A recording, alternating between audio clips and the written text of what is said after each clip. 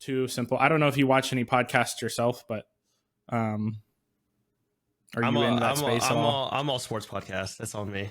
Gotcha. Yeah, Gotcha. it's just mostly sports podcasts. Well, I mean, without like holding up too long, I don't know if you want to give a little introduction, like who you are, what you do, kind of like background of like your professional streaming career, when you got into streaming, that kind of stuff. If you want to start with that. So my name's Calvin. I go by Klaxton online. So I've been around Twitch world, the content creating space since 2019. As a viewer, I've been around since like 2011 before Twitch during the Justin TV days. So I grew up with a lot of gaming and the content creating streaming space. In terms of gaming, I've been gaming my whole life, like a lot of us in the space. So yeah, I mean, I'm a streamer. I also work in the gaming industry. I do business development for a game developer, and I don't really know much to say about myself. I mean, that's a good that's a good intro. What was like do you remember how you kind of found like Twitch or Justin TV back in the day? I don't even remember how I started watching in like 2014, something around then. So like I want to say like 2010, 2011. I was on YouTube, and I was Call of Duty growing up as a kid, Call of Duty, Halo. I was watching favorite YouTubers on mostly Optic and FaZe, and a lot of those FaZe guys, sniping a lot of stuff. I was a part of that like whole viewership group, learning from them and watching them and enjoying it. It was funny enough, this guy wasn't a part of any Optic or FaZe, but his name was like TBNR Frags. I think he goes by Preston now on YouTube. He's really, really big actually. So he was like the only like PC Call of Duty player that I saw. He's like, hey, if you guys want to catch me live, I'm here on Justin TV. And this was like probably a few months before Justin TV it like transitioned into Twitch. Gotcha. Right. So I was there for a little bit. And I got it. That's where I got exposed to the whole live streaming space. I'm like, wait, people are doing this real time. People are doing this live. I can type in the chat and they can read off of it. Like I've never really seen that before, besides like reality television, right? No, yeah, it's such a new thing. It still kind of is for a lot of people. Yeah, and it's still surprisingly enough, it's still pretty new. I think we've had like a great spike in viewership in the whole live streaming space. It's like what, COVID 2020. The streams now are crazy. Like, yeah, for me it was like 2014, and I was like I think I was in like 8th grade was when I like discovered Twitch, and I immediately was like, I want to stream. So like I hopped on my dad's computer or whatever and like started playing games or whatever. This was back when I first got into like PC gaming though, because I'd played on the 360, played Call of Duty. I was young. My parents didn't let me get into Call of Duty, and then they eventually did. They're like, whatever, he'll be fine. Like it's not that bad or whatever. But then so I definitely, I started out like Black Ops 2. I remember MW2, but I feel like I spent a lot of my time in Black Ops 2 and Modern Warfare 3. And then also like Halo Reach and then like Halo 4. Those were like my big Xbox 360 like console games. And then also you had GTA in there. GTA was a thing. But I'm trying to remember like what YouTubers and stuff I watched back in. I don't think I was super big in the gaming YouTube until I discovered Twitch, and I can't even remember how I first came across it. It's just like all of a sudden, like I remember not going to Twitch every day, and then I started to go to Twitch every day and just like watch streams. So it was like I'm trying to remember what my first big transition was there. But like, yeah, it wasn't around for Justin TV, but like I know when I've come across somebody who knows it, because a lot of people don't even know that was a thing. Like if I talk to my like friends in real life, they're like, yeah, I know Twitch. And then like if they talk about Justin TV, they have no clue like what it is. They don't know that experience. So that's cool to know that like, yeah, you were around.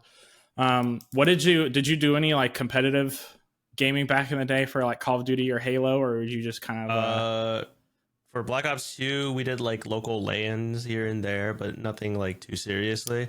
I thought it was corny, like, because I was like, I grew up from a sports family, right? Grew up playing sports, basketball mostly. So I was like, gaming gaming, right? I love gaming. I always had a passion for it, but I never saw it as like competing, as like Gotcha. I'm just gonna go play basketball and do AAU and compete that way. We weren't making money, but that's the way I saw it. Like, oh, this is the cool thing, right? And I think I gaming was the is same like, way. and gaming was like, okay, I game with my friends and just like, in a way, get competitive in that sense because it's dark out and I can't play basketball because it's late, So that's kind of what I did with gaming. Was I treated that as like sports, but not at a competitive level for like lands and I don't know, for money and that stuff. I feel like I was the same way. It was like I was always outside. I was never good at sports, but like I played basketball, baseball growing up, and like I was the same way. Like I'd be outside playing basketball, and then maybe we get tired or the sun come down. We'd be like, all right, we're gonna go hop on Xbox now. So it was exactly just an all day thing. Like I wonder what kids do now. Like I hope they do the same thing. Like they go outside and like have that experience. Like wait until sundown. But like I also know some kids just probably play Fortnite all day. But dude, I mean, to be fair, some of these kids are insane at video games now. So yeah, I always thought if I put some more time into it, I could be good. But no, they're just insane. They came with a different mindset, and it'll be interesting to see like whatever the next big game is, and maybe potentially if I still wonder if esports will ever go completely mainstream. I feel like it was like kind of getting there. We had like Overwatch League, then we have now we've got like the Valorant thing and like the whole franchising thing. Yeah. But it's like I feel like it gets really hype, and then it kind of goes down. Like the Overwatch League, like I don't know what you think about that, if you ever watched that at all, because I know you play Overwatch. I was super big into that. I was so excited for that. And then when it came out and it came to like, it was like so hype. You had XQC was on the Dallas Fuel. Like there was all these people in there that you knew from like early on in the Overwatch, like before the thing. And then like now it's like, I don't think anybody watches it that I know of. But esports is a very, very like weird area because like there's so many different leagues and so many different games. It's not like the National Basketball Association. It's not like NBA and NFL, MLB. Like it's not like in terms of our nation in the US, it's not just one defined league in the nation, right? This is several different games, and it's an international thing too. So the way I see it, the issue with esports right now is people aren't following the game. People are following their favorite players. People aren't following the orgs, right? The orgs are not profiting in a sense of that stuff, right? The orgs are not profiting from the teams itself and the earnings that they're making. The teams, if these orgs are profiting, it's mostly from merchandising, marketing, that other stuff, right? So 100 Thieves, they do that with the whole. Yeah, so it's hard for esports to kind of thrive and grow because whatever fan base they grow, I think the fans go to the players. If the player leaves the team, a big chunk of those fans are going over to that player, right? So it leaves these orgs in a difficult spot. That's a good point. So investors are also kind of realizing like, where did everyone go, kind of thing, like what's happening here.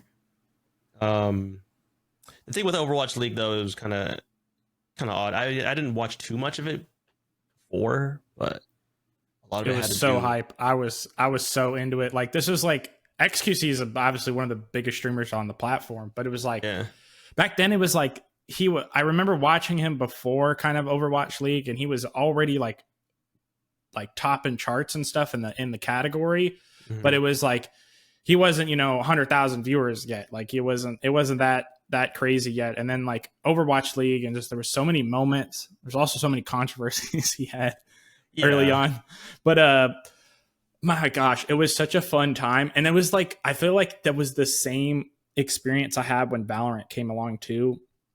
And even like, I haven't been paying attention to it as much since the franchising thing. I did watch like games like a little bit last season, but also like now kind of being out of school, like graduating and then like working, it's like, I don't have as much free time as I used to. And there's so many games, and it's like, you got to pick and choose maybe what you want to do. But it was like, I felt like that same experience with the like you had the big teams and then the small teams who had like some really unique players and stuff. It was kind of like the same thing. I felt like there too, but I think you're right. Esports isn't in like a weird spot, and they're kind of still trying to figure out what the business model is. It seems like a lot of them are going the route of like, we're having an affiliate business. Like 100 Thieves has, you know, like the high ground stuff, and they have their merchandise line, and then they also have the content creators. And then there's like orgs out there that don't really compete in esports, that are just like content focused, like streamers and stuff. Like OTK is like one that's like, you know, big, with like Miskiff and Asmongold and all that on the platform. But yeah, I don't know what the future of esports definitely is. I think a lot of people scratch their head out of it. I don't know if you have like a favorite esport or anything that you were ever big in. I know you said you're a sports fan, so you probably watched, like, I don't know if you've been paying attention to the NBA finals or whatever, but do you have like a favorite esport or anything you watched? I don't know. As I've grown up, I've kind of just strayed away from a favorite esports, but watched a lot of Counter-Strike growing up, because that was like, that was a big game for me for the transition from console to PC. So I poured in thousands and thousands of hours of Counter-Strike, and it was funny because I used to be a supporter of iBUYPOWER.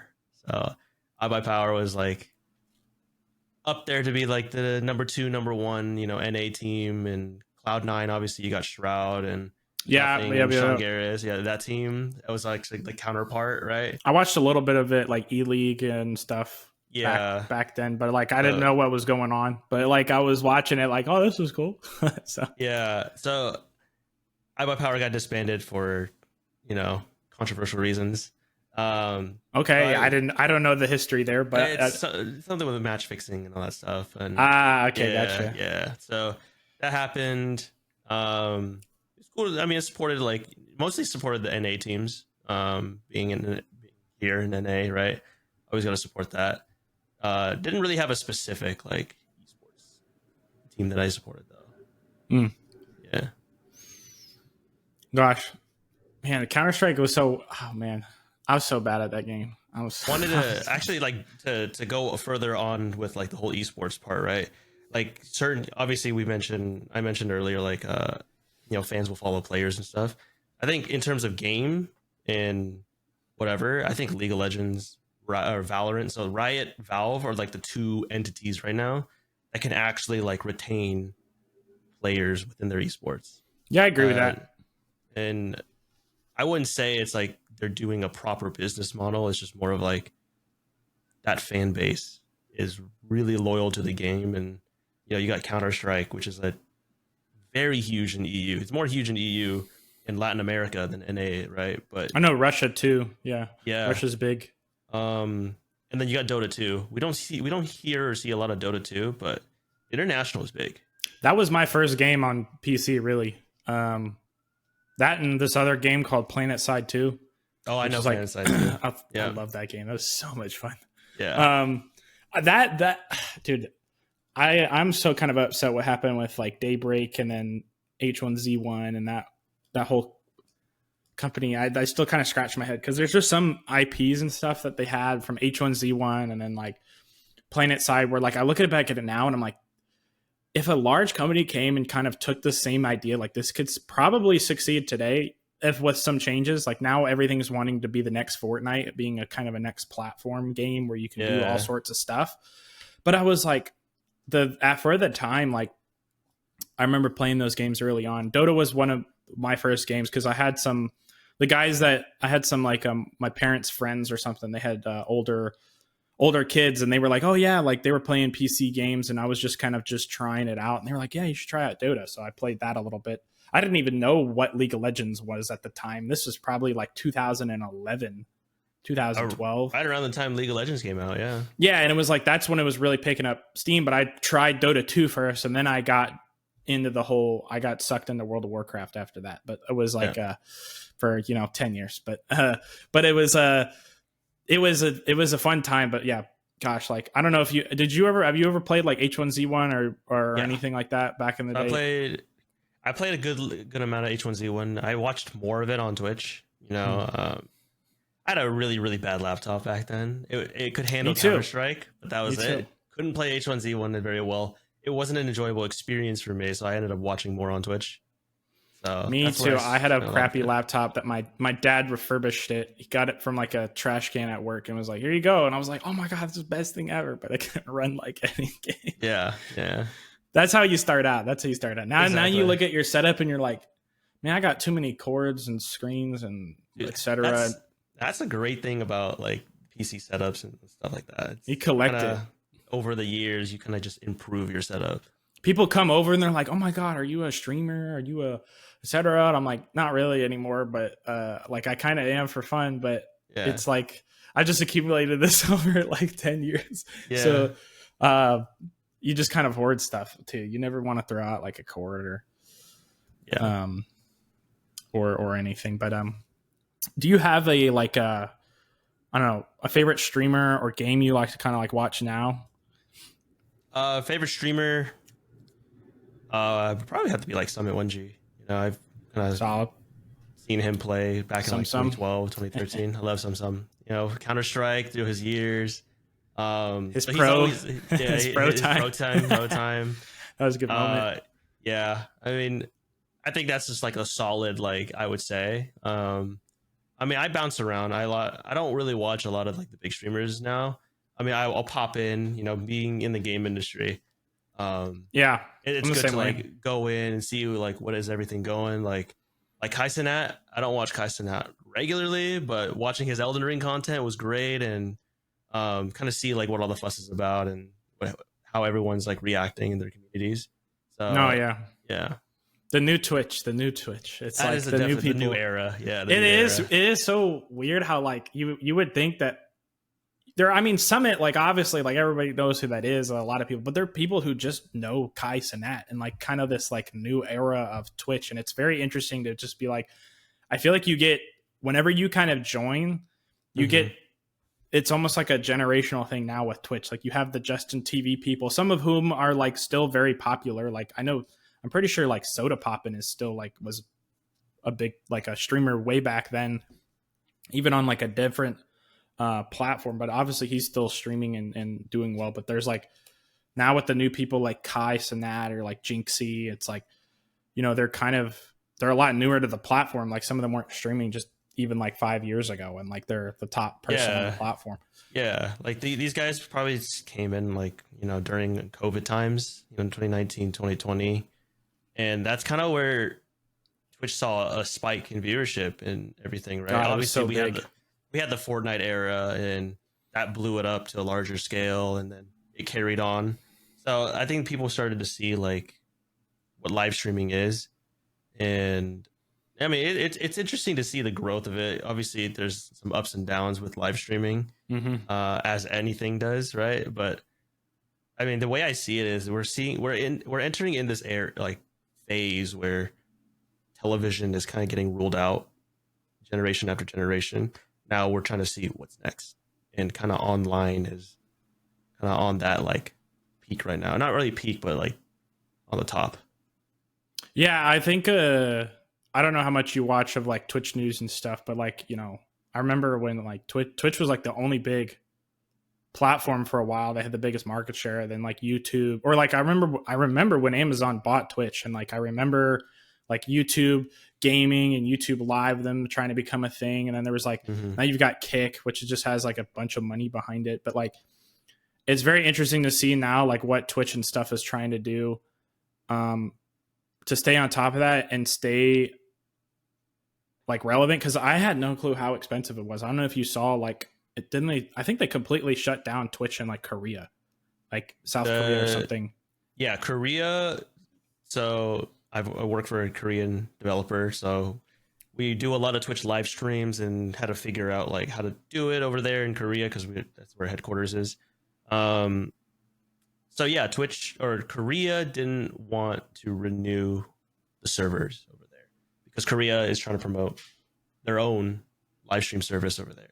So if you see like I didn't know that. So I don't remember what the name is called, but you know, that makes sense though. That's why you don't see Faker on Twitch, right? Because he's streaming over there on the main platform, right? So didn't know that, yeah. So that's kind of why. Me being a consumer and external side of it. I don't think Twitch did anything wrong with that. It's just that Korea is trying to promote. Yeah, I remember everybody was freaking out because I know how expensive it is. Like, there's like a calculator you can look up like how much it costs to stream, and there's you know, thousands of dollars. Like for someone like myself who streams to myself, you know, if I stream for like 6 hours, it's like a couple $1,000 or something just to like live stream that. So like Twitch loses money like constantly on that stuff. So it's like, yeah, I didn't know. I do remember that. Yeah, like the whole thing. I remember seeing clips of like Korean streamers going like, "Oh my god, I'm gonna lose my job. Do I gotta move?" And like, I didn't know that there was a competition in that space. But I think especially like my intuition is like Asia and like all these different markets, because you have the big Spanish streamers too. It's like it kind of makes sense that I feel like Twitch is predominantly an English platform. Just kind of guessing, and it's like it probably makes sense for them to make that move, going like, "Hey, we probably want somebody that like." This is like a, you know, a Korean dominated platform for most of the streamers are Korean. And even though you can filter by English, it's like, I know most of the top streamers are English speaking streamers. And like now there is a ton of Spanish speaking streamers, but it'll be kind of interesting to see how like individual like countries cultures like take on that space. Cause I know Korea is very different with their whole like esports and gaming culture. And then like, you know, Japan, the same thing with like anime or whatever. It's like so much more, in the pop culture there than it is here. Yeah, I think it's a little more confined with their culture in the sense of like their interests, right? I think here in America we kind of bounce around things a lot. To put it in general terms, like that's a good point. Yeah, like I guess for an example would be like we pick up hobbies and we give it up after 6 months, right? No specific particular reason. It could be like I just lost interest and I found something else. I do that all the time. yeah, and I'm guilty of it too. I'm gonna grind Valorant and then I stop after 4 months. I'm like, yeah, I'm gonna rank up. Nope. Yeah, but like, you know, in Vietnamese culture, Korean culture, Asian cultures is like, do this, and we're gonna keep doing it. Kind of thing. Like, maybe I got some more focus, some discipline in that sense. Yeah, that's the word. That's probably a little more discipline on that. Yeah. I'm curious with like your role. How did you end up like where you are today? Like with your job, like working for that company. Like, did you go to school? Like, did you go to college? Yeah. Like, what did you kind of see yourself doing as like your professional? So I graduated I graduated Cal Poly, San Luis Obispo, class of 2020. So what I did was in COVID. Right in the beginning. I graduated right when quarantine happened. That was like the middle of my end of my freshman year. Yeah. Okay. So yeah, I mean, what's funny is I did project management. I was in the agriculture department in college, and I got a minor in business accounting. So what's funny is like I did that, and then obviously I started live streaming around end of 2018, beginning of 2019. Owe it all to my college roommates, all the guys that I played Fortnite with during that time, because they were all such a good time. That they were like, "You're really good at the game. Why don't you just live stream?" I'm like, nobody wants to watch me. Like, there's Ninja and there's Tfue and it was Dakotas at the time for Fortnite. Like, these guys are here. Yeah. So I ended up just streaming it for them, and I'm like, wait, this is kind of fun, because I started getting random people come in. I'm like, this is awesome, actually. So I started picking up live streaming a little more on the side of like while doing school. But yeah, how I got this job, I think it was around 2020, end of 2021. Live streaming went from I literally had like a roller coaster, like on the rise, doing really well, and then it just kind of went downhill. So that's when I realized, like, I think this is a good opportunity for me to venture off and find a new department, new industry. Also, I wanted to live in LA because I had a lot of friends here. So I started looking around and contacting people. Mm-hmm. I didn't really know anyone on the business side. I only knew people from the content creator influencer side, but just threw applications out there, and iBUYPOWER picked me up. So I was able to move down here, work there for about a year, and then kind of just went on from there. Is there anything like you really use? I mean, you talked about like, hey, you kind of like streaming, but like going from majoring in like agriculture to like, you know, working for iBUYPOWER, it's like a somebody would be like, what? That's like such a big jump. Is that something you always kind of saw yourself like doing maybe, or you kind of were just open Oh, minded? And I didn't know I was gonna be. I'd say around my senior year of college was when I actually realized, like, okay, live streaming is really fun. gotcha. I want to be around this space. I want to be like either working with influencers, work with businesses, tech businesses, somewhere around there. That's kind of where I figured it out. It was really late, but you know, like the last year of college is when I realized, like, okay, this is kind of like the area where I wanted to work in.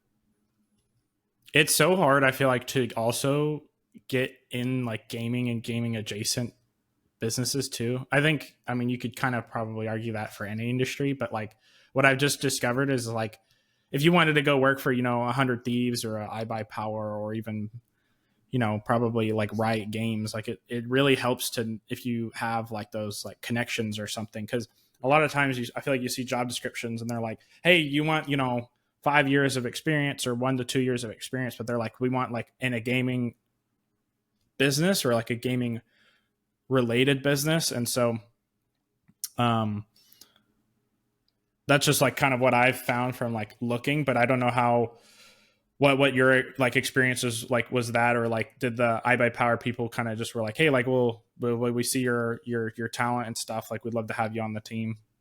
Yeah, so the position opened up for community development, right? Community. I've worked with people on Discord, having my own live stream and having my own Discord. We used to do a lot of events in the past. So they brought me on in that sense, you know, running tournaments and basically anything community related, right? With your fans and viewers and stuff.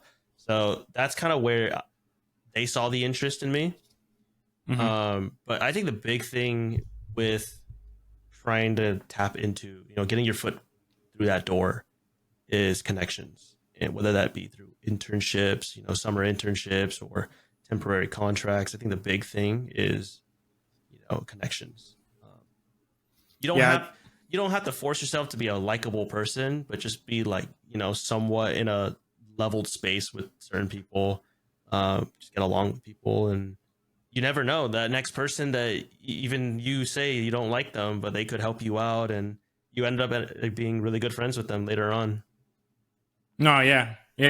I totally agree with that. Like the internships and experience and just like being like keeping relationships and like doors open and stuff is like just honestly, I graduated school last year, like last May.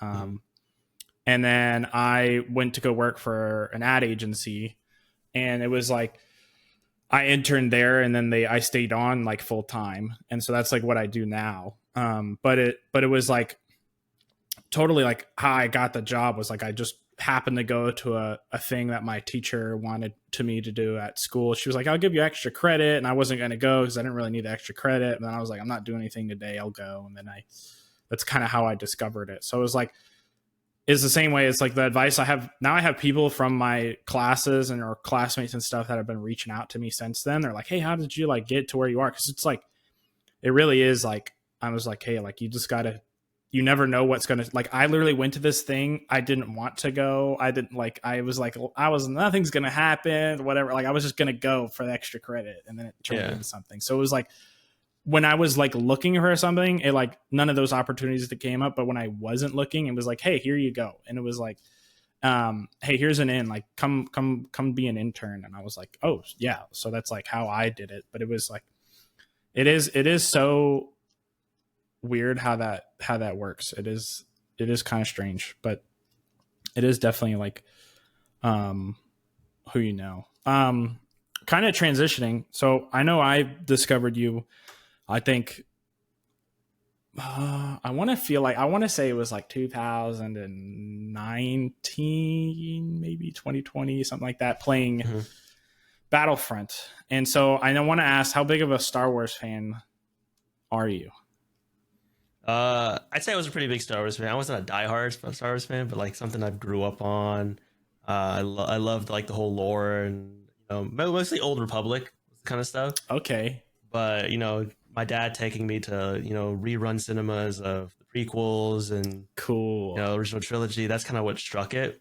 It's funny because my dad's a Star Trek fan, but okay. He's like we're gonna funny. go Star Trek. He's like, we're gonna go Star Trek movies, but there's also Star Wars, and you might like this because I wasn't really a big Star Trek fan. Yeah, I know there's kind of a feud. Yeah, I know they kind of battle each other. Yeah, Star Trekkies and Star Wars fans. What's really interesting to me, at least, was I started off streaming with Fortnite, Rainbow Six Siege. So that was kind of the two games that I would play, and then got into Battlefront. That was a casual game, like on the side. Once a week I would just hop on with some friends and we just mess around. Then I looked at it. I'm like, Battlefront might be a good play to do because I was jamming out with some music and just casually playing and it's good to pub stomp. Yeah, you just kind of just like absolutely dom a lobby. I mean, I wasn't good. Like you were way better than I was, and like so many of the other people that I would watch in the space. But it was like whenever I would do good, it was so much fun. Like if I'd get on like a 60 kill streak, and I was like, exactly, it was just a lot of fun. But yeah, there's a lot of fun. I loved that game. Like I was just so upset at like what happened to it with the whole. It's such a sad time. I mean, I still talk about it with some friends. My Discord group that I hang out with like every day. Like some of us have still been from that like OG time, right? And I'm like, we're all still so sad that it went out the way it did, because it's so true, man. It's like, and I follow people on Twitter who are like game devs, and then like people who are like on the YouTube side of that community, like Battlefront updates and like, oh my God, just like learning kind of what happened to the game. And it was like, I don't want to say this, but like I'm like, what was EA and DICE thinking? It was like it was going up. They had the movie, like it was getting popularity, but then they wanted to put all their money behind 2042, which we know how that went. But it was I feel like it was just getting to the point where like people were changing their mind about Battlefront, because it did have a really rough Battlefront 2. It really had a rough launch with like the microtransaction things, and it was just put a bad taste in people's mouth. But I just remember like I came to the game back. I played the original 2015 Battlefront, and then also the Battlefront way back on the PlayStation 2, like Battlefront 2 back in like 2005. And that one was awesome. That was fantastic. I remember playing that as a kid. But it was like this one, it was like, oh my God, this is great, because I'm a huge Star Wars fan. I love the movies and the shows, and I just watched Bad Batch. Like I watched that on Disney Plus, and like love that stuff. It was definitely a big part of my childhood as well. But it's such a good game, but it's also crazy. Just I think a lot of it came down to just like business decisions and things, and then also finding out how expensive the actual Star Wars like IP is. Like there's a lot of pressure from probably Disney, Lucasfilm, that stuff that like comes from that. But I mean, there's a lot of Star Wars games in development now. I don't think any of them are multiplayer though, so I don't think we're definitely, I don't know if we'll ever see a Battlefront 3, but we had Battlefront 3 was pitched before the end of EA's contract, the exclusivity contract. It was denied from what I've heard. I kind of heard something similar where it was just like they didn't have interest because it was too expensive too, like, or something like that. And then there was like too leaks expensive, of it, and just the name is kind of just tainted, right? I agree with that. Everyone thinks of it as a microtransaction game, pay to win game. So that idea carrying on to another sequel is just going to potentially cause problems. Did you ever look at the private server stuff that people were doing with that game? Just curious. No, I never played. I just honestly, I tried it once or twice. It was cool, but the game needs marketing again. Like it needs advertising to really get people interested in again, which it doesn't have. Like it was like, that's what was the whole so hype about that movie time frame, is because people's mind was on Star Wars, and then you had gamers who wanted to play. Yeah, exactly. People were like, I need a multiplayer Star Wars game. And to this day, we don't have. We need one. We don't have a multiplayer Star Wars game, right? Just pick up Star Wars Battlefront 2 where it left off. I'll shut up. I'll be so happy. I think Respawn was working on a Mandalorian type shooter. Nothing. That would have been fantastic. People say it was going to play like Titanfall, first person shooter. I think it got scrapped. So I think the only Star Wars games we're getting is Outlaws, which is later this year by Ubisoft. Yeah, I'm not holding my breath. So. I don't have my hopes up. I hope it's a 7 though. I hope it's at least a 7 for me. And then we got the new Jedi, right? I bought that game one on the sale recently for the May 4th sale, the new one. I played the Fallen Order, one, and I liked it. I liked the story and all that. I do wish there was like a little more into it, but it was like, it was pretty fun. The one thing I didn't like though, it just felt like I was running everywhere. Like it was just like I was just constantly running, and I was like, can I just like fight more people or something? But I was like, so this is like Respawn's take for not really a hack and slash, because the old Star Wars games, you know, we got Force Unleashed, Star Wars Episode 3, like those kind of games were more hack and slash. Force Unleashed was fun, yeah. So this one's more of like not a Souls-like, but kind of close enough to a Souls-like. I get what you're saying. It was a creative. It was done on purpose. Like you could tell it was like, you know, that's a good point. Yeah. But gosh, yeah, I need to play the new one, Jedi Survivor. I bought it. I have it on Steam, but I just haven't played through it yet. I'm guessing you played. Did you play through it on stream? I played a little bit on stream, but I mostly did off stream. And was it good? Yeah, it's good. It's good. Was it good? Okay, cool. Yeah, cool. Yeah. I'll definitely play that. Yeah, that's good. I guess like transitioning off of. Well, I don't know. I could talk about Star Wars all day. I love that game. I wish we had like a BR Star. I guess Fortnite does that. Yeah, Fortnite's got like the Star Wars stuff. That game is fantastic. That if you told me, I love saying this. If you told me that game Fortnite existed when I was a kid, like when I was 9 years old, I would have like not believed you. I would have been like, no, this is a lie. But like every time I log into Fortnite now, regardless of what people want to say about the game, I'm just like, if you would have told me that you would have Family Guy, like Star Wars, Goku, you name it, it's in the game. Like that was like those are dreams you had as a kid. Their name is so big that they can just pull off collaborations like that, and they got like collaborations lined up. Talk about it at my work. Yeah, it's like people at my work go, "Can we make a Fortnite map for this client?" And I'm like, "Yeah, I don't know how, but like you can. It's probably cost a lot of money. I don't even know where to start." But it was like, they bring it up, like clients we work with ask about that a lot because it's just such a thing, and I'm like, yeah, it's probably like out of your budget, but you can definitely do it. But it was like that every game wants to be the next Fortnite, and it is kind of interesting to see where we'll go, because I know for me, I was a big MMO player. Like I played World of Warcraft. I got sucked into that when I was in middle school. I was really big at like Mists Pandaria. I don't know if you ever played World of Warcraft. That's where I started. I played MoP all the way through. Oh my gosh. Legion. Yeah. Oh yeah, I was like the same. Yeah. I put in the most hours in MMO in WoW. Yeah. Yeah. Facts. But then I played that. The other one I always wanted to be a part of like a launch of an MMO. So I was really big into New World when that came out. Mm-hmm. I put probably like 1,000 hours into that game.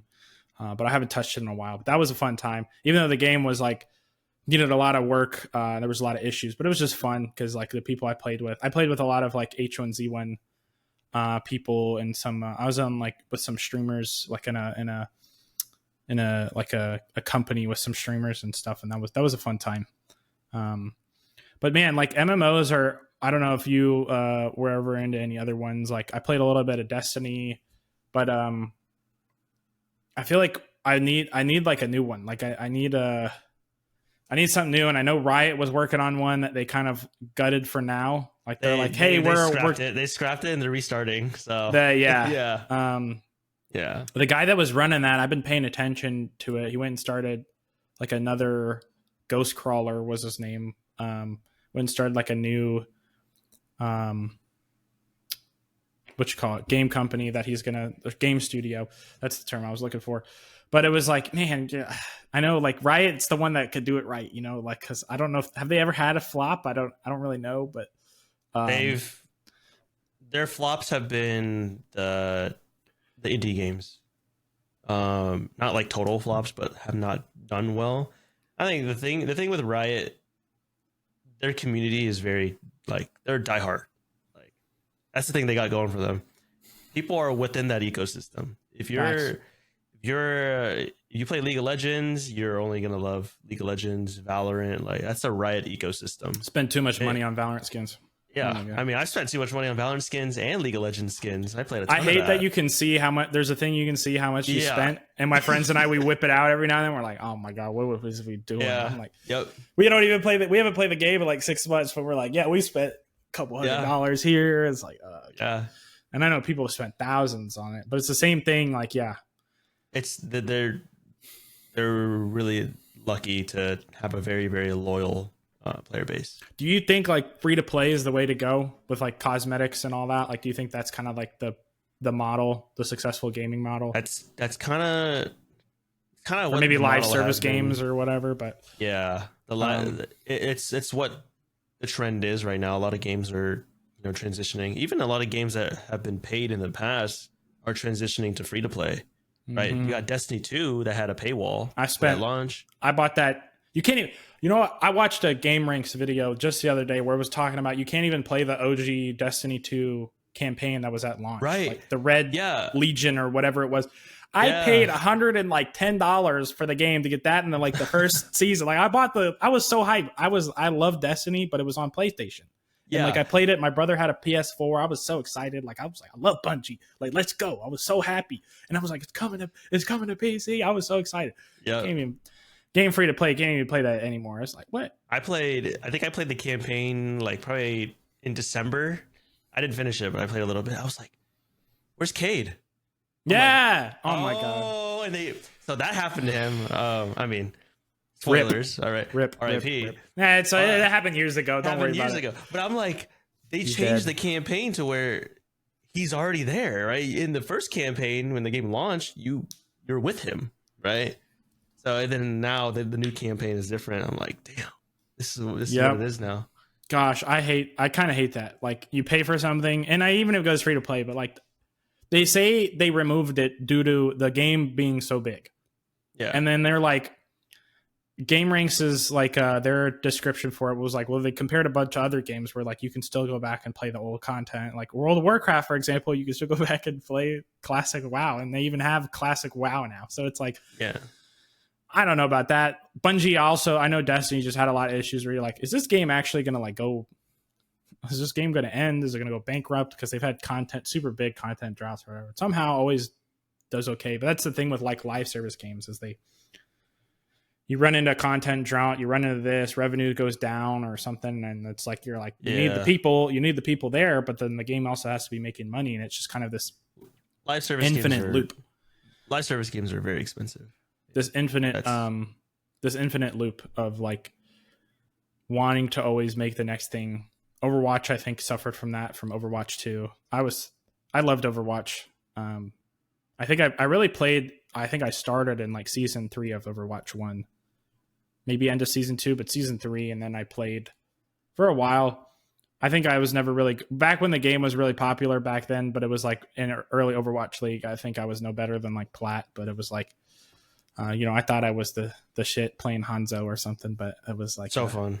I remember getting I got reported so many times for aimbotting, and I would be on a whole game hitting headshots left, right, and center, and then I would go like 0-7 the next like game. So I would be like, I think that's the uniqueness of Overwatch is it's hard so to stay different. Consistent, It really is. It's such a weird game too, where like a lot of it, like Valorant or Counter-Strike, where you really have to have you need the mechanical base and you need the game awareness. But like for Overwatch, like you could play a tank and you don't need like crazy aim.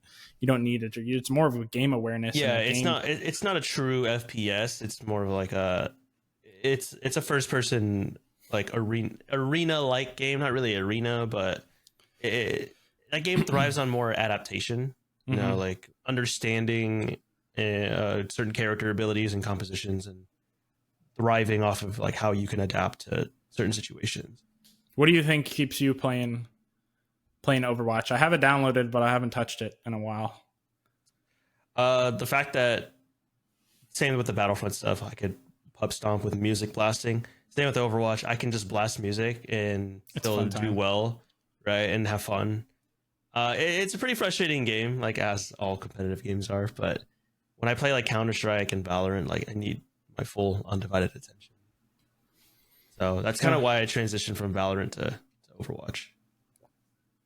Do we even have any, like, I feel like, do we even have any new games to look forward to besides like GTA 6? I'm trying to think, like. Yeah, we have Star Wars Outlaws. We have Elden Ring DLC. You big Elden Ring guy? I'm not a big Elden Ring guy, but you know, I'll play the DLC. So what do we have? We have the new Assassin's Creed game coming out, set in Japan. Did see that? Yeah, I saw that. Saw that trailer. That was cool. Hero shooters are getting a resurgence recently. You know, X Defiant being a hero similar shooter. PlayStation's having Concord, which is another Overwatch 6. form. Oh yeah, never mind. Black Ops 6. Yeah. I saw the marketing for that. I don't know if you've seen that. It's been super cool. Yeah. I remember my friend sent me the teaser trailer. It's got like Bill Clinton, Margaret Thatcher, like George Bush Sr. and like Saddam Hussein, and you're like, what the hell is going on with this? But it looks so cool. I think the cool thing about Black Ops 6 right now is it's gonna be on Game Pass day one. Okay. So for those people who don't want to spend $70 on just a campaign, right? You can just get Game Pass and play it. Gosh, the subscription thing. I haven't never bought one, but it's such a genius model. Because games too are expensive. Like they're going up $70 now, $100 for the deluxe with the season passes and all that. Yeah. 120. I have no. People are saying GTA 6 is going to be like $100, you know, probably. So it was like, I don't know, but it's going to be the most expensive game ever. But it's like it's what they're kind of saying, which makes sense. Rockstar just, I think, probably the most successful game company right now. So probably in terms of. Just revenue. Yeah. Just revenue from one game. Like, well, multiple games, but really like just GTA. Riot, Rockstar, and Valve are like the 3 top dogs. Yeah. Activision Blizzard's up there, but you know they're getting bought out by Microsoft now, and that's happening. Or I guess it finally went through. But it went through already, so they're going to be going through a transition phase for years. I hope it'll be for the best. I kind of wish. Like I miss the glory days of like World of Warcraft. Not to say that it's still like not important. But if World of Warcraft goes on Game Pass, I will be on there. Okay, the thing is I watch so many videos and people I don't feel like realize how influential that space was to streaming because it can't like I don't know if you remember Wreckful, I remember, the streamer, but like I've grown up watching a lot of him. Yeah, it was like. There's so many people, Soda Pop and Asmongold, like there's so many people that have like grown up, even Mizkif, or have touched World of Warcraft at some point in their. Yep. I feel like it's such an influential game to the streaming space and Twitch in general, but even like just games in general. So many people. A lot of the big streamers that we know right now who have been in this space since the beginning have come from World of Warcraft. Valkyrie, Tim the Tatman, Tim the Tatman was big into it. Valkyrie came from World of Warcraft. So. Yeah. I know she. I know she did. It is crazy, but yeah, that was like I miss the old marketing they did with like Chuck Norris and like Ozzy Osbourne. Those like old commercials. I don't know if you've ever seen those, but the same dude. I don't know. Even another little bit of a tangent, but the Warlords of Draenor trailer with the orcs and stuff, and it was so. I remember seeing that trailer.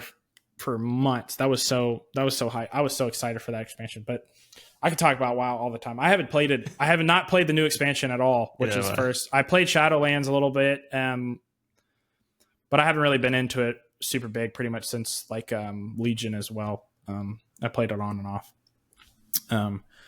kind of since then. But yeah, I guess wrap up a couple more questions or anything, but. I'm curious of like, is there anybody in your like industry? It could be both like streaming or like professional.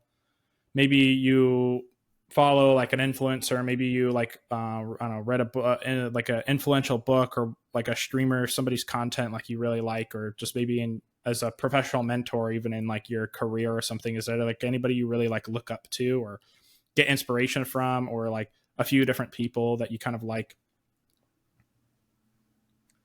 Not anybody in particular. It's just more of my peers. I think the big one would have to be Lo and John. I don't know if you know who Lo and John is. Mm-mm. Lo I've known since 2019. We used to be a part of a basketball brand called In the Lab, and they had In the Lab gaming. I recognize that one. Yeah, I know. Yeah. I've seen that. Yeah. So seeing Lo grow is insane because he came from, only a few hundred followers, and coming into my chat when I was popping. I might have actually come across their stream. Yeah, I might have seen him. You might have seen him stream. He plays Valorant. You might have seen him on TikTok if you have like tech stuff being fed to you. But he's insanely crazy, innovative, and he's doing really big things. He's part of 100 Thieves right now as a content creator. Like seeing him grow and kind of just like actually going out there, taking a gamble and a risk on new content, new ideas, because he's transitioning. He went from gaming to doing tech reviews to lifestyle. So he's transitioned to so many. You try out different things, areas. And he's like, companies are interested in seeing his content and like seeing his growth over the years. That's awesome.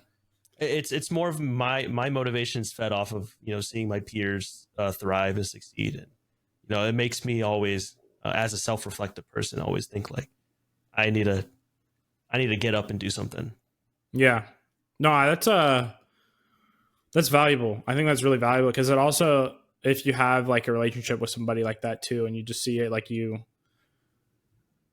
you're kind of like a part of that too, rather than maybe just looking at somebody like like an Elon Musk or something where, it's inspirational, but like you don't have any sort of like relationship with that. And so, yeah, I kind of like that because I think there's definitely people in my space too. Like there's mentors I have at my job and stuff, but then other like small, like creators and things that I'm like, yeah, like I really just like seeing that person win and you can be reflective. And so I think that's pretty like, valuable. I think it's pretty cliche, but like you hear it a lot if you follow sports and stuff, but kind of just being a sponge.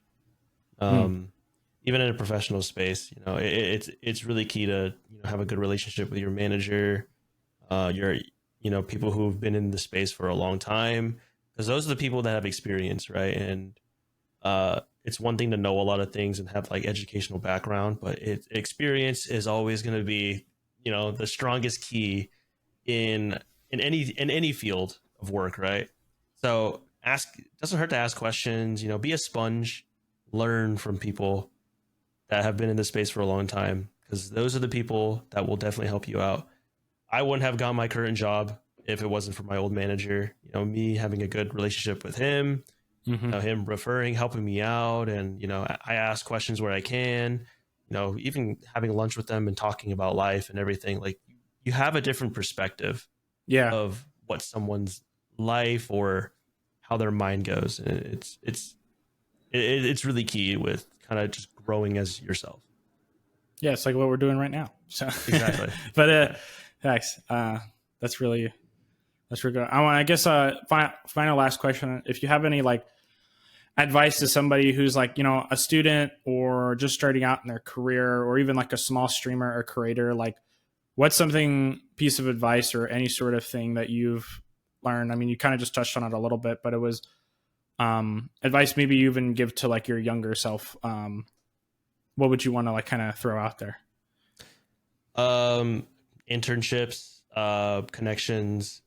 Don't be confined to whatever. If you're in school, don't confine yourself to whatever you're studying, right? You can still venture off and talk to other, professionals, professors, whatever it is. Even if like, say you're studying business, and don't confine yourself to business, just solely business internships, venture off and doing other stuff. There's plenty of crazy and weird opportunities out there that you wouldn't have expect to be careers, but they end up being very, very, prosperous careers.